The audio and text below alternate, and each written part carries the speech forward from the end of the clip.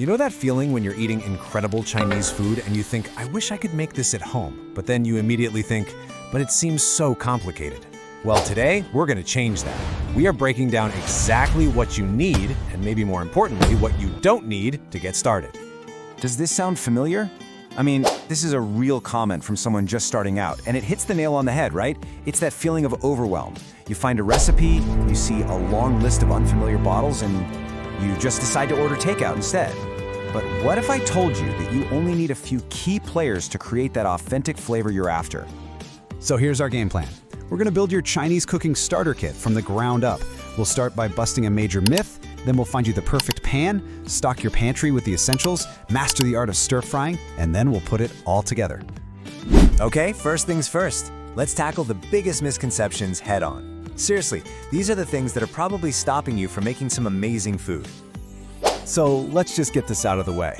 So many of us think you absolutely need a giant, specialized wok and an entire shelf of sauces.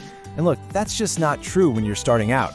You can get fantastic, really fantastic results with tools you probably already have and just a handful of ingredients.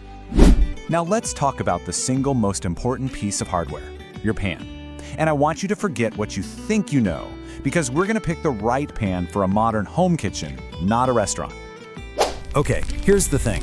For most of us, cooking on a regular electric or induction stove, a traditional wok is actually the wrong tool.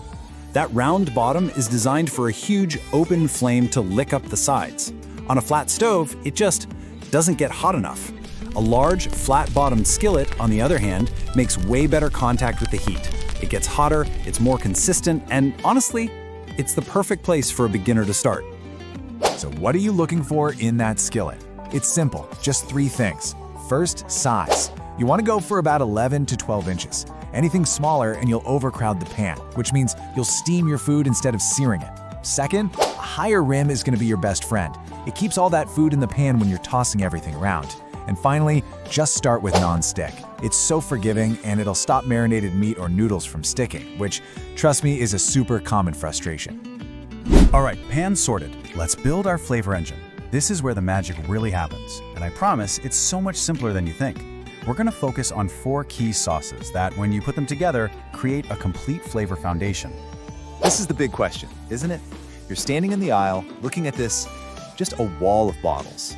The good news is, you don't need dozens of them.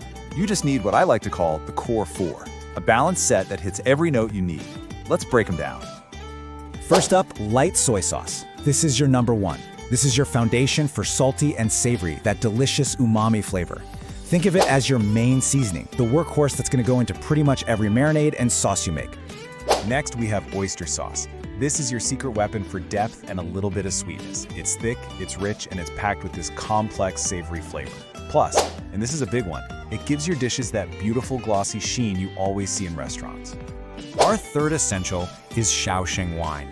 Now this isn't for drinking, it's purely for cooking. This is where we get aromatic complexity. It does a couple of amazing things. It tenderizes meat, it gets rid of any gamey flavors, and it adds this subtle aromatic background note that just elevates the whole dish. And finally, sesame oil. This one brings the aroma. Now this is really important. This is a finishing oil, not a cooking oil. It has a low smoke point, so you don't want to use it for high heat stir frying. Instead, you add just a little drizzle at the very end, after you've turned off the heat. That's what gives your dish that incredible nutty fragrance. So there you have it. Salty from soy sauce, sweet and glossy from oyster sauce, depth from the wine, and aroma from the sesame oil. That's your flavor engine right there. So beyond those core 4 sauces, you really just need these staples. The aromatic trio of garlic, ginger, and scallions, that's the flavor base for countless dishes. Cornstarch is a double whammy.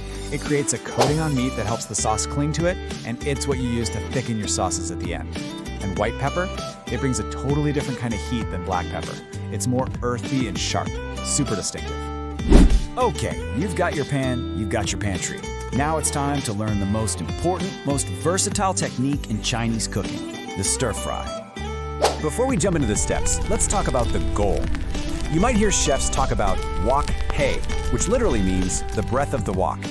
It's that elusive, smoky, slightly charred flavor that makes restaurant stir fries so addictive. It comes from cooking food incredibly fast over insane heat. Now, it's tough to get at home, but just knowing that's the goal helps you remember. High heat and speed are key.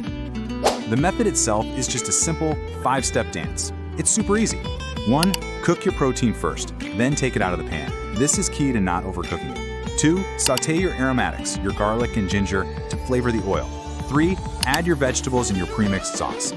4. Add that protein back into the pan and toss everything to combine. And finally, step 5. Kill the heat and then stir on your delicate things like scallions. That's it. It's a framework you can use for almost anything. So let's bring it all home.